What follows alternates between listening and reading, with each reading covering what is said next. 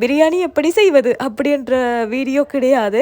பிரியாணி செஞ்ச நாங்கள் அந்த அந்த காணொளிய வந்து நான் வந்து போடுறது மாத்திரம் தான். சரியோ? சரி. அப்ப பார்த்தீங்கன்னு சொன்னால், இது வந்து பொரிக்கிறதுக்காக எடுத்து வச்ச கோழி இறைச்சியில வந்து மசாலா தூள் போட்டு கொஞ்சம் ஊற வச்சால் நல்லாயிருக்கும். சரியோ? சரியா நல்லா பொரிச்சு சாப்பிட நல்லாயிருக்கும். தயிரும் போட நல்ல அ மெருதுவா இருக்கும். அதனால பார்த்தீங்கன்னு சொன்னா, தயிரெல்லாம் போட்டு குழச்சு வைக்க போறோம். சரிதான். மழை என்று சொன்னால் மழை அப்படி மழை பெஞ்சு கொண்டிருக்குது. புயலும் வரப்போகுதுன்னு சொல்றாங்க. அப்ப எல்லாரும் பாதுகாப்பா இருக்கணும். சரி அதோட பார்த்தீங்கன்னு சொன்னால், இந்த டிசம்பர் 31ஆம் தேதி அ என்ன சொல்றது? இலங்கை வந்து மூழ்கப் போதுன்னு சொல்லிட்டு ஒரு பூமர கிளப்பி விடுறாங்க.